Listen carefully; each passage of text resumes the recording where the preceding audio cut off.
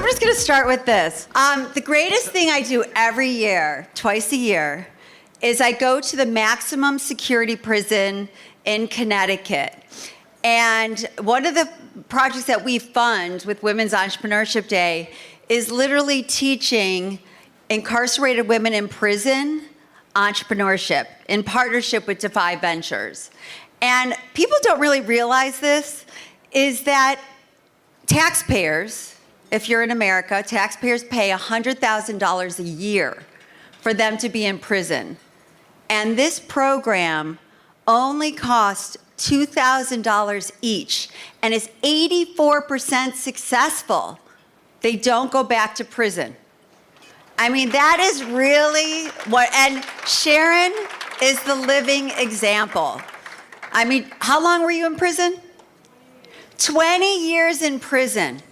And literally she went through the program in prison, got out, and more importantly, she had the confidence and the skills, right? Of knowing that she could create and be an entrepreneur.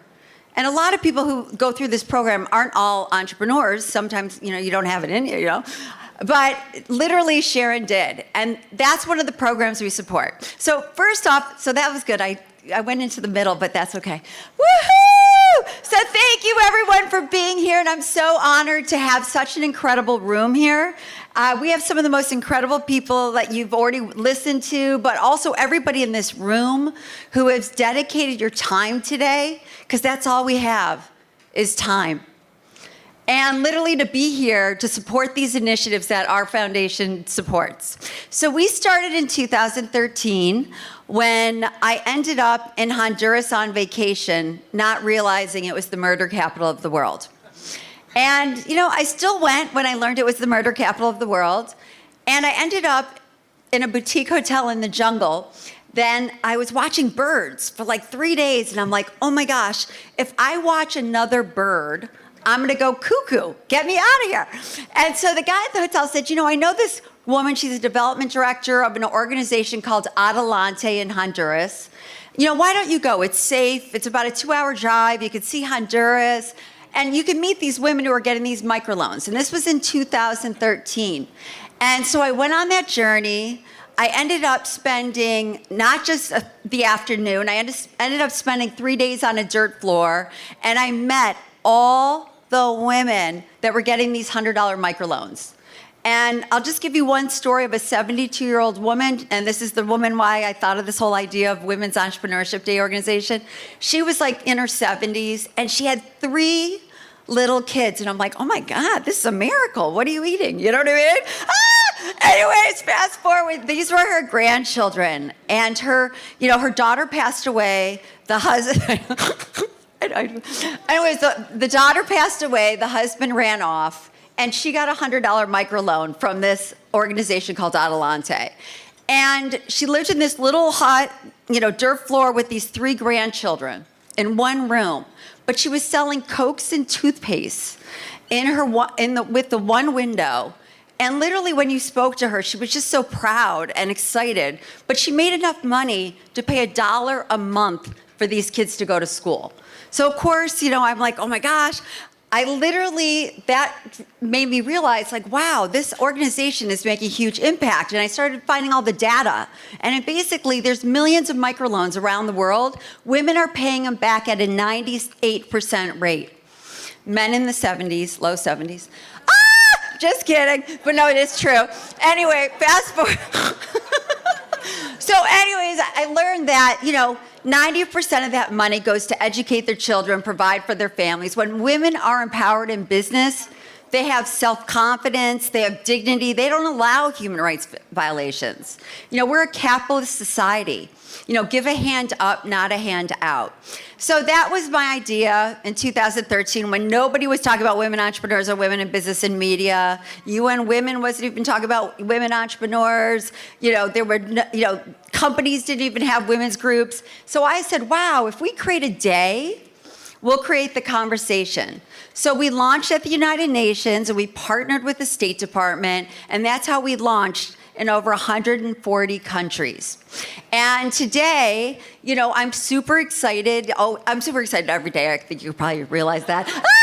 Anyways, that I'm super excited because, at the end of the day, the greatest gift you can give is to give. And everyone here, I just want to say thank you.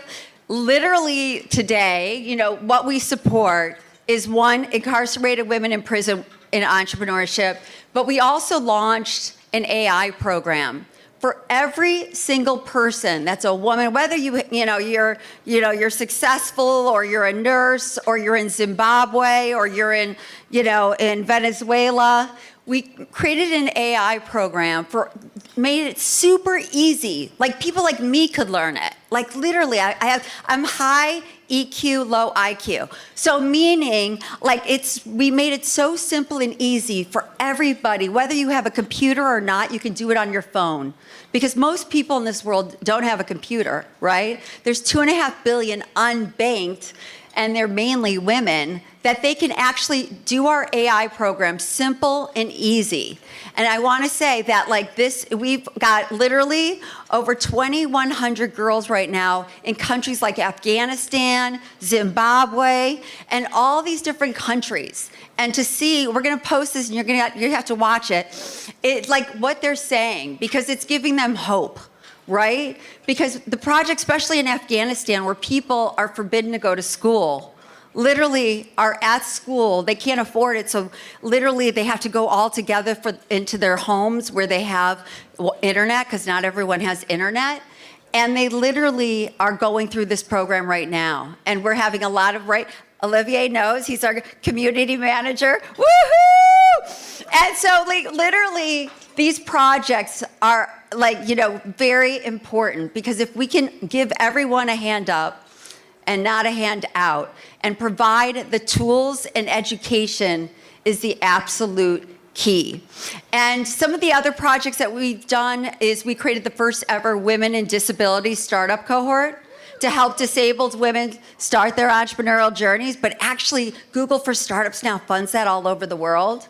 So we've done a lot of things, as well as passed a few bills. So that's what we do. And then I have a few more minutes. I'm just going to give you my quick story. So I'm from a 2,500 person town in Ohio called Chagrin Falls. Now, it was really a country bumpkin kind of town, but now Taylor Swift and Travis Kelce are buying a house, so it's all over now. But anyways, my background, everyone's like, how did you do this, and how did you create this, and et cetera. Everything we go through in life is an absolute positive, whether you know it in a day, a year, or a decade. So I always say to people, just embrace with whatever you go through. And when I was a kid, I literally, my parents, when I was 16, kind of had some mental problems. And at 16, I was pretty much on my own. 2 jobs, literally in high school. I would literally skip school and go work. And when I graduated, my aunt from San Francisco said, "What are you going to do? You've got to go to college." And I had the worst grades ever. And she said, "I found a school that would accept you. You should go."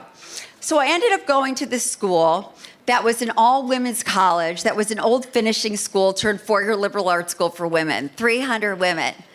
And literally when I graduated, because it wasn't known for the smart, it wasn't for highly educated people, right? It was like me, I was I didn't really pay attention to school because I had so much going on. And literally, I sent out 100 resumes when I graduated, and I didn't get one reply back. And that's what made me an entrepreneur, because I had to figure it out. And I'm so happy that, my whole life has been about impact. When I learned that 12 million animals were euthanized a year, I created the first media company to bring celebrities and pop culture to the animal rescue world. I know we have the big influencers here. I want to say this. I was an influencer before influencers. I literally was on the Today Show every month. I had a primetime show on CBS. I literally was raising millions of dollars for animal rescue because I knew if everyone knew you could adopt any breed, any size, any age, you would choose to adopt versus buy. But then I got lucky because I got a stalker, a crazy stalker bully that ruined my whole animal world. But it didn't really ruin my life. So that's when I ended up in Honduras. That's when I created this foundation. And as you heard earlier, that's when I got into Bitcoin in 2014. And that's how I ended up investing in startups that are making a huge impact in this world. And I spend my whole life just figuring out how we can make a difference. So everyone, you can make a difference. On your tables is a cute little card. We didn't know it was going to be so little when we printed them. I guess we didn't, again, fine details are not my thing. Anyways, but if you go on that card, we would love everyone in this room. If you can just donate $1, that's all we ask. So one of the companies that our foundation and me personally invested in is called Dollar Donation Club, and it's enabling everyone in the world to donate $1. Literally, they partnered with Selena Gomez. They're raising $100 million for mental health and so forth. But our goal is when you see and you go on that card, you'll see the impact. If you donate $25, you can help a woman or a girl learn AI. If you donate $2,000 for incarcerated women to go through literally the greatest program, and as taxpayers, we should all be doing this, right? So anyways, I wanted to say thank you, everyone, for being here. Thank you for listening to me and giving me the time. And so excited, because now we have one of our greatest speakers. One of the funniest things that we do that I think is super important is when, everything about me is like, how do I help? What can I do? And how do we make it more impactful? And if we just kind of get that in our mind, I think you wouldn't have mental health issues. I think if people spent more time thinking on how they could help other people instead of themselves, I think they would have just a better life and find purpose. So one of the things we did was like, oh my gosh, how do we make these awards? Because there's award shows everywhere, right? Everyone gets an award. Everyone gets these trophies or these nice things and all this kind of stuff. But when you really realize it's all about your life and the impact you had. So we partnered with the Queen's School 277. Woo!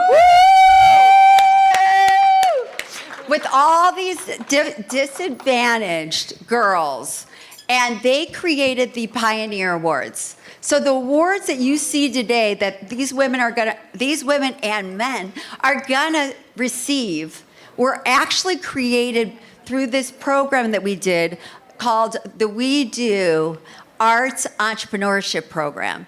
Because if we can just get that in everybody's mindset at a young age, we can truly change the world, because no one has jobs anymore for 30 years. There is no, with AI and everything, but if we can create those skills and enable everyone the opportunity to be an entrepreneur, we can truly change the world. Thank you. Hi, everyone.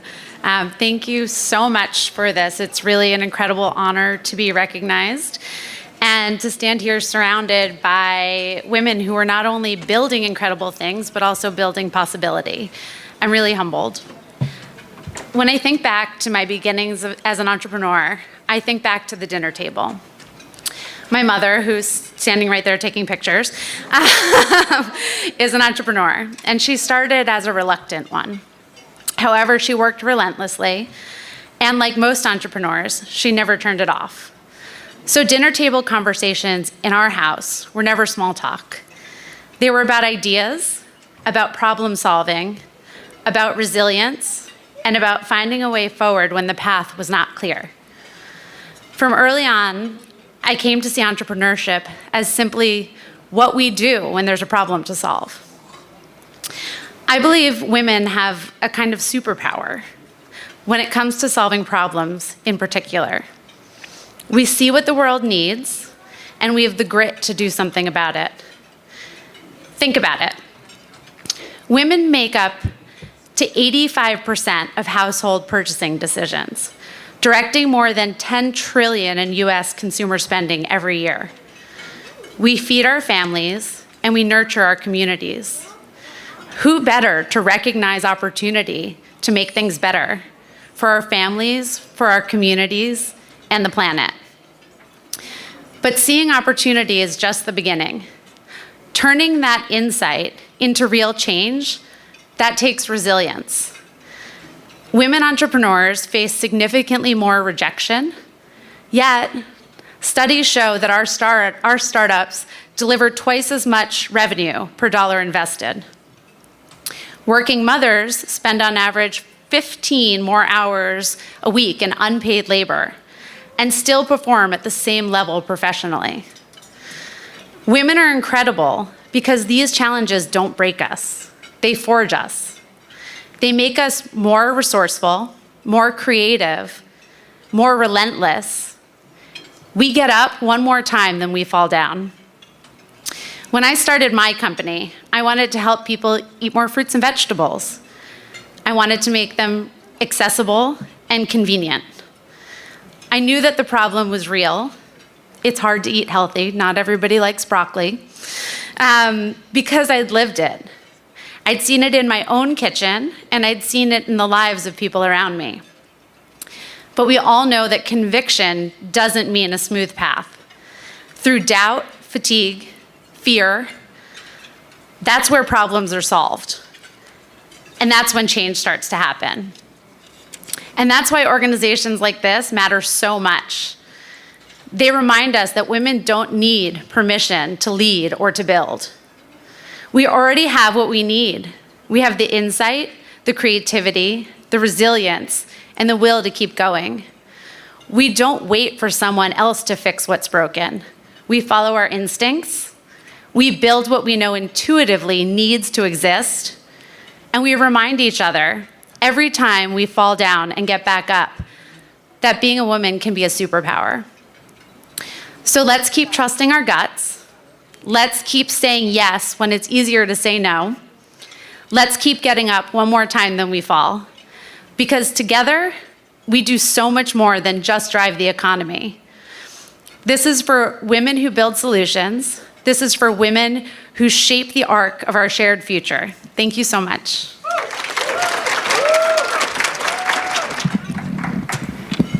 Sorry, I'm tall. I'm not sorry I'm tall. I'm just tall. Hi.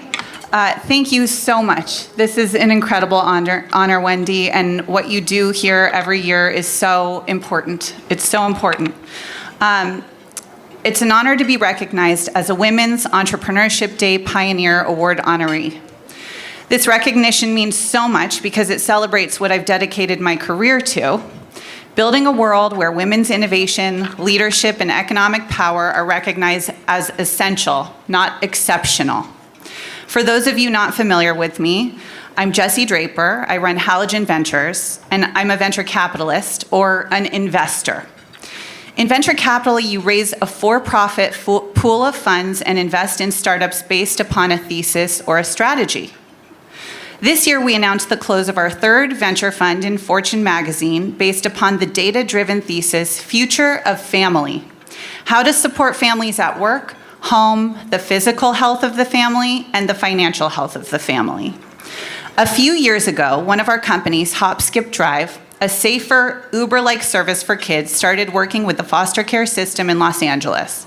They solved a major problem: getting kids to school who otherwise would have no way to get there. Around the same time, my team and I looked across our portfolio of 75 female-founded companies and realized that the ones doubling every year in value were all childcare and family-focused. Supporting families wasn't just good for society. It was really good business, and I feel the need to shout out my friend and investor and founder of Care.com, Sheila, who happens to be sitting right next to me, because she really started this movement. Today, we back companies like Upwards, which provides affordable childcare through 66,000 vetted in-home childcare providers in the US for kids 0 to 6, incorporating corporate as well as government benefit structures because 99% of society cannot afford private preschool or daycare. Binti, which matches foster kids with families 60% faster than the US government, which, let's be honest, right now is not a high bar. Last year, they placed over 100,000 children in homes. And MRSA, which helps hourly workers across childcare access childcare benefits because Target employees can't afford childcare and they can't work if they don't have childcare. To give you the full family arc and billion-dollar vision, because I think in billions as a VC and trillions today, other examples include BabyList, our billion-dollar baby registry, Trust and Will, our affordable estate planning software. So we cover you from birth to death. Sounds very morbid. It's actually a very upbeat team when we discuss things like probate law. To give you the, so at Halogen, we back women building the future. While men are a critical piece of families, these may be opportunities that have been overlooked if they don't have a female on their team. The data shows that societal issues like these will only be solved with equity at the helm. Invest in women-led teams, and the money goes into childcare, education, healthcare, stronger communities. Invest in all-male teams, and you risk, well, another fire festival or another criminal like Sam Bankman-Fried of FTX. And as a reminder, Sam raised $10 billion. These are extreme examples, I'm aware. But do you know what women could do with $10 billion? Do you know what each of the women in this room could do? Just think about that for a second. With $10 billion? We'd probably fix the entire childcare system, solve homelessness, get the United States out of debt, and still have plenty left for any kind of latte you want. I love men. Ironically, I invest in women, and I have 3 little boys. I was raised by incredible men. We need men. This is not a man-hating club. But if women aren't equally leading and managing the money, we keep ending up in the exact mess we're in now. Because money isn't just money. It's power, it's choice, it's freedom. Today, bear with me, I feel I have an important message to deliver to this room of incredible women and men. We are standing at the edge of something unprecedented, the great wealth transfer. Over the next couple of decades, trillions of dollars will shift hands, and women have the opportunity to inherit or control more of that money than ever before in history. It's estimated that by 2030, American women will control around $40 trillion in assets. That's not just a statistic, that's fuel. That's leverage. That's a once-in-a-history chance for us to step into the flow of money and take the pocketbooks. I am telling you today to take the pocketbooks. Take the pocketbooks, take control of them, get in the financial discussions in your family. It's basically the Avengers, and the women are assembling. This is our opportunity. And here's the thing. We can either let that moment pass us by and keep playing the same game, or we can decide to play it differently. We can decide that this money doesn't just move, it moves with intention. I've seen firsthand what happens when women step into investing. Their confidence grows, even if it's shaky on day one, and the impact, it's extraordinary. It changes communities, it changes industries, it changes the entire system. What Wendy is doing here today, and with We Do, is rewiring the system. These rooms are very important. I have found that many women in rooms like these are scared of investing. They're scared of investing their own money. I am speaking to you. I want to leave you with 3 things to remember: confidence, risk, and responsibility. Confidence, because the data shows we are excellent investors. Women's portfolios often outperform men's, precisely because we take thoughtful, less reckless risk. When I raised my first fund in 2017 to invest in women, people laughed me out of the room over and over and over and over and over. Honestly, I started wondering if I should just bring a laugh track with me to every meeting. Today, we have 75 portfolio companies and 5 at over $1 billion in value. 2 will go public soon. Now the biggest venture funds in the world are calling me to see what our team is looking at. Have confidence that your instincts are smart. that you know better than your husband or brother or father or male colleagues. Have confidence in your abilities. 2, risk. Take risk. Don't just be a risk taker, be a risk master. Progress never happens without risk, but risk doesn't mean recklessness. It means deciding that sitting still is the bigger danger. To build my venture portfolio, sometimes I take the thoughtful and calculated risk. But this is venture investing, so sometimes I take the flyer, the wild one, will this app for renting alpacas actually work? You're thinking probably not. But then you Google alpaca fur and realize that in 2024, the market was valued at $3.6 billion and will supposedly reach $5 billion by 2033.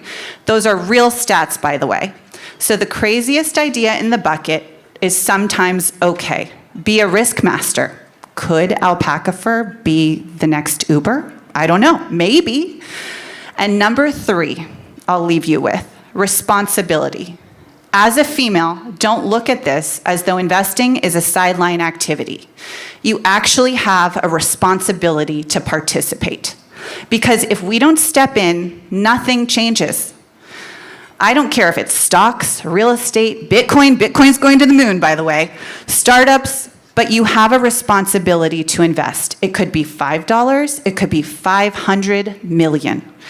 So my call to action is this: be part of the flow of money, because each woman in this room could change the world with $1 billion. Thank you to Wendy and WeDo for this great honor.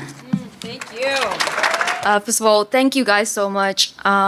It's a big honor to be here, standing here with so many amazing women sharing like such amazing stories. And I just want to thank Wendy and the entire team for putting this together as well. This moment means a lot to me, not just because of everyone in this room, this venue. It's also because I've been creating content on YouTube for 9 years now. So this feels like a really special milestone in that journey. Honestly, I have thought about quitting a few times because of the amount of hate I got. I got from 1 million subscribers to 25 million subscribers within a really short amount of time. And that gathered a lot of hate. I got death threats, stalkers. It's just insane. I just make fitness YouTube videos and people hate me for that. It's insane. I just could not understand it. It was just a couple of really jealous people who got really mad at me for the success I have. And that became a trend on social media to create videos to hate on me because that get views. Which is the reason why I said to not follow trends, because it was trendy to hate me. It was also really trendy to love me before they hate me. There's a reason why I got to 25 million people, because a lot of people love what I did, and then a lot of people hate what I did. So I didn't quit YouTube, clearly. I'm still here because my audience were rooting for me. They were really encouraging, just like how I was supporting them. And I took that as a power for me to get stronger and do more. And I started a fitness app to feel that, and I want to be able to help women. Well, majority of my audience is female, but I want to help everyone generally.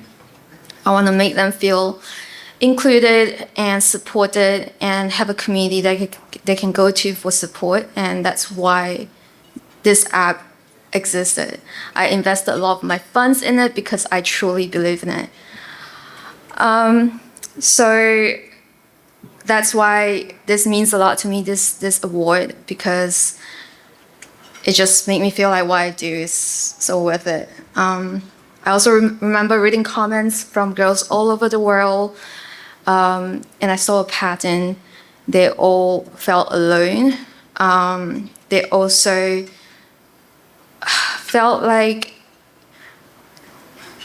they felt ashamed of working out in public, so they felt safe working out with me at home, and that's how it started. And And that's the reason why this app meant so much to me too, because now we have a community of introverted girls probably working out in a bedroom. And they are encouraging each other and helping each other.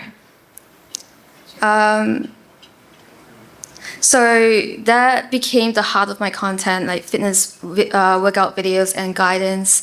And I try to promote self-acceptance and self-worth and creating a better, positive energy among my community.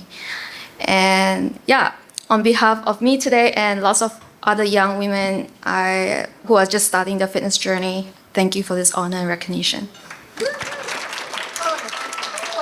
Thank you. Please stop the clock for a moment. Little girls, okay, because I have a personal message right for you. All the little girls here? So I represent a lot of children too. So I have two messages for you, because one of my first cases was a store that had a sign that said girls' toys and another said boys' toys. And then we fought that. You know why? Because little girls can play with any toys. They can play with money games. They can play with be firefighters or doctors or lawyers or accountants or executives. So you can play with anything, okay? And we won that case, all right? So little girls that I represented and little boys, 7, because some of the boys, they thought cooking should be on their side too, like cooking toys. And they thought that, like being a nurse, that a boy could do that too. So we won that case. So little girls and big girls and women and men can stand up for themselves. So always stand up for yourself. And the last thing I want to say is, are you listening? Nobody can touch you without asking, is it okay to touch you? And you can say no if that's what you want, all right? Because this is your body. Nobody can touch it unless they ask you.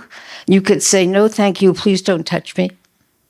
Or I need to ask my mommy first, or my dad, okay, or my guardian. So you promise to do that? Because you matter. You're a person of value, and you need to be respected. Will you always remember that for me? Okay. Thank you for being here today. Bye. Okay, you can start the clock now.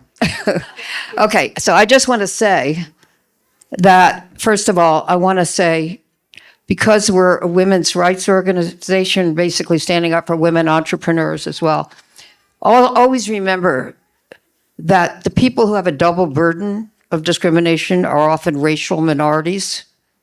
So we need more racial minorities here as well, women minorities, and who are also going to be entrepreneurs. And they also need to be protected against discrimination and retaliation if they report it. And we know how to protect them as well and assert their rights. So I just want to say quickly, because they wanted me to say something about myself, which I didn't really want to say, but I was born in Philadelphia, Pennsylvania, 2 parents who only had an 8th grade education.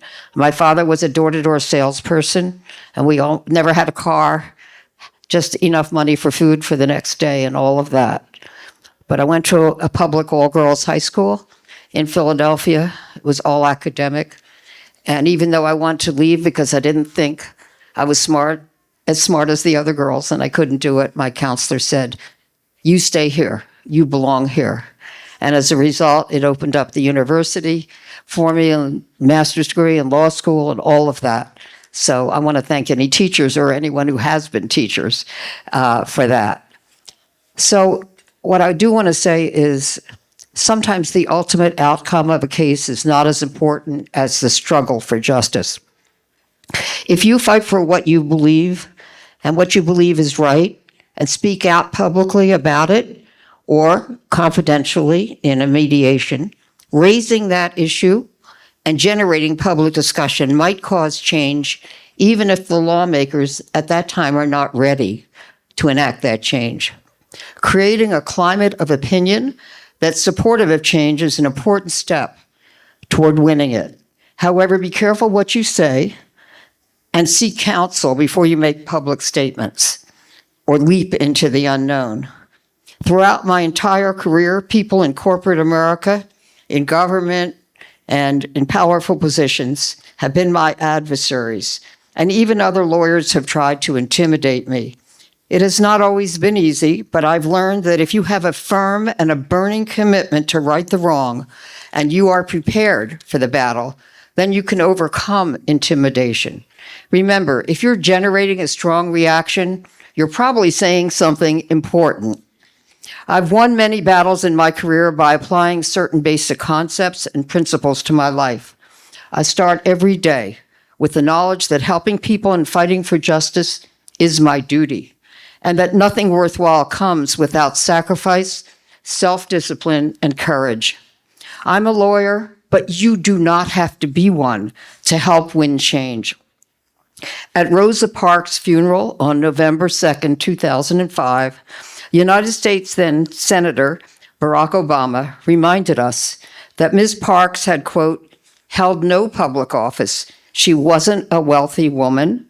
She didn't appear in the society pages. And yet, when the history of this country is written, it is this small, quiet woman whose name will be remembered long after the names of senators and presidents have been forgotten, end quote. That is because she was, as Michigan Governor Jennifer Granholm called her, quote, a heroic warrior for equality, end quote. You too can be, quote, a heroic warrior for equality, end quote. Even if you're not rich or famous, you too can make the choice to make a difference. Then United States Senator Hillary Clinton reminded us that we too can have a, quote, Rosa Parks moment, end quote. I would urge you to have a Rosa Parks moment every day. Challenge yourself and challenge others to stand up for what is right. More than anything, in the face of adversity and injustice, I want you to overcome your fear and be fearless. Find your voice and not be voiceless. Find your power and not be powerless. I want you to be able to fight back and win justice for yourself, your children, your family, and your community. When you're feeling pessimistic or even hopeless, remember the words of Susan B. Anthony, quote, failure is impossible, end quote. There is no defeat in standing up for what is right and fighting injustice. As suffragist Carrie Chapman Catt once said, quote, whenever a just cause reaches its flood tide, whatever stands in the way must fall before its overwhelming power, end quote. Speak up, fight back, and seek positive change.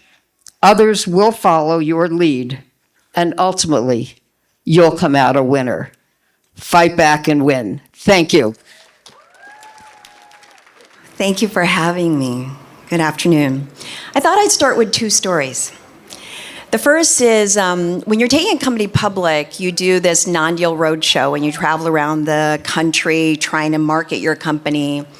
And we flew once into a private airport, and I decided you have very little sleep and you're back-to-back meetings. I decided to run to the bathroom and follow in the conference room. And when I arrived in the conference room to meet with investors, my CTO was shaking the hand of the investor. My CFO was shaking the hand of the investor. I decided to go for the coffee pot and offered everybody coffee in the room. But by the time they got to me, they said, you must be the assistant from the bank. And I looked at him very confidently and I said, I'm founder, chairwoman, and CEO of Care.com, Sheila Lirio Marcelo. I'd like to start. Let's open our investment book because you will be investing in my company today. So I share that because throughout my career, thank you, Gloria, for pointing it out, that there's been a lot of underestimation as being an immigrant. And as of the announcement that was made, I later learned when I took the company public that I was the 7th woman to have ever taken a company public since the 1600s. There have been now 30, 40, right, Jesse? 30, 40 since the 1600s. It's a very sad statistic. I'm actually standing up here not proud of it, but realizing how much more work we need to be doing. And so my second story that I thought I would share is very personal to me. Now it's also related to the IPO. The milestone had been hit. We were celebrating. We were at our celebratory dinner. It was a room a lot like this. Investment bankers, accountants, lawyers, everyone in the room. It was open mic. I was dead tired, exhausted. The first person that took the mic was my 22-year-old son. And he was looking straight at me. And he said, "Mom, do you remember in high school, you asked me a question at the fridge? You asked me, have I been a good mom? And my answer to you at the time is that you were not around enough." It hit me, like right here. And he's repeating the story in front of everyone, and I am nervous, and my heart is going like this, with tears coming down my face. He said, "I want to tell you today that I answered that wrong. That I look around this room, and what you have spent 13, at the time actually, 8 years of your life doing is to actually help serve people and make an impact in people's lives, and you are a great mom." I share that because of my own immigrant story of starting Care.com. As I saw my parents, I saw the immigrant families who carried multiple jobs, multiple identities, multiple burdens. I saw women, especially women of color, holding up the world with what we call invisible labor no one ever measured. And guess what? My body was tired after 13 years. We sold the company. I ran it as a public company for 6 years. We sold it to IAC, to Barry Diller. I took 2 years off. My body had given up. I needed a mental break, but I am doing it again. And people think I'm crazy, and I'm now building Ohai.ai. It's OHAI. It's humanity within AI. And my mission continues. It's to give families back time, to reduce the mental load, and to build a world where caregiving is valued, visible, and supported. If we want women to lead, innovate, and rise, we must first unshackle them from the unpaid work that limits their full potential. My work is not done. Awards like this are not a finish line. They are fuel. Jesse said that. I love that word. It's a fuel to keep building. It's a fuel to keep widening the table.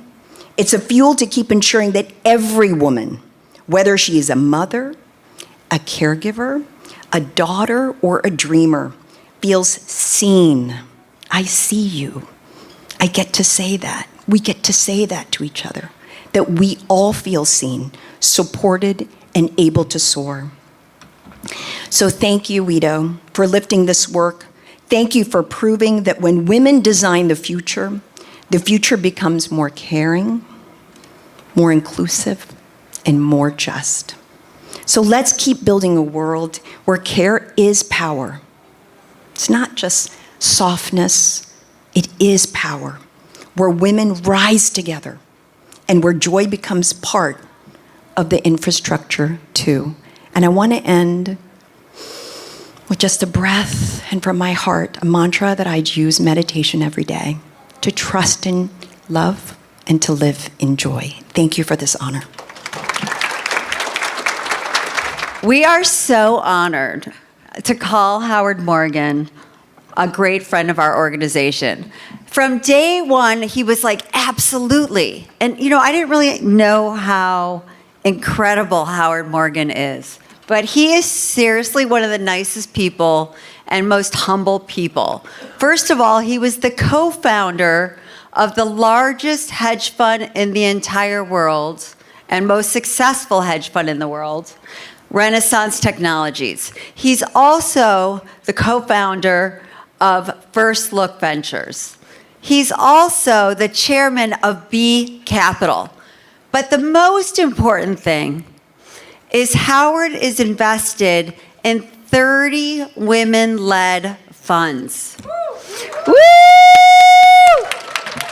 And so we were thinking about this, and we were like, there's no better person, because we're never going to do this alone. We need to bring men into the situation. We have to always, because at the end of the day, we're 50-50, right? And if we can enable everyone in the world to realize how important it is to invest in women, we can truly change the world, as you've seen today. So Howard, woohoo! And wait. Happy birthday to you. Thank you, Howard. Please. Thank you, Wendy. I'm really honored to get this award, to be the only male up here. I have been a supporter of this organization for a long time. Women have been an important part of my life. Obviously, we all have mothers. Mine was an important part of my life. But I have 3 daughters and a wife of almost 58 years right now. So for me, it's really been important to empower my daughters to live whatever life they could and to be as productive as they could in whichever ways they wanted to be. And they've done all sorts of different things. The middle daughter, Beth, is now president of the Cleveland Federal Reserve. She votes on rate cuts. She votes against rate cuts, actually, but right now. The older one was at McKinsey. The younger one is, last year was national mahjong champion, among other things. But they're all terrific people. And when I started First Round Capital with Josh Koppelman, we hired our first female partner, Haley Barna, who had been an entrepreneur we had backed with Birchbox. And then we did a study after 10 years at First Round. And the study, which has been widely quoted, showed that founding teams that had a woman as part of the founding CEO team did, and I think the number was 65% better than teams that just had all men. And there's a good reason for that, is because you want to have tension among founders. You want to have the ability to have different opinions. And women are used to having different opinions than men because they see the world from a different perspective. They see a lot of the same things we do, and I see a lot of the same things that the women do, but also there's some different things, whether it's emotional EQ kind of things, whether it's the fact that they control so much of the spending, as we heard earlier, which is, as Rachel said, and so they see a piece of the spend that I don't see. There are so many reasons that becomes important. And so starting around 2015, my oldest daughter and I started investing in venture funds that were led by female founders. We all also have a chunk in African American founders and Latino founders, but mostly it's women founders of funds, and they have performed really well. Ed Zimmerman, who has the First Close partners, has the statistics from 2012 that show that the female-led funds have one more point of multiple of invested capital. That is to say, while the typical fund will return twice the capital, 2.1, the women-led funds returning 3.1. So a significant increase and improvement in returns. So just from a self-interest financial point of view, investing in female investors, and also them typically investing in a higher percentage of female founders than we have, because they have the network to find them. And that's what's so important. And make sure that when you're out there looking for capital, there is capital available. There are a lot of funds, and make sure that you can find the funds that have female partners, because they're more likely to give you the right kind of hearing. I'm partly ashamed to say it, but the facts are pretty clear that we men have biases against female founders. I don't. I'm pretty happy to say that I don't, and pretty much First Round doesn't. But when I look at a lot of the other funds, there is definitely a bias. And there are all the unspoken things that people, say. Well, is she going to leave to have kids? How long will she be with this company? Can she give it 25 hours a day?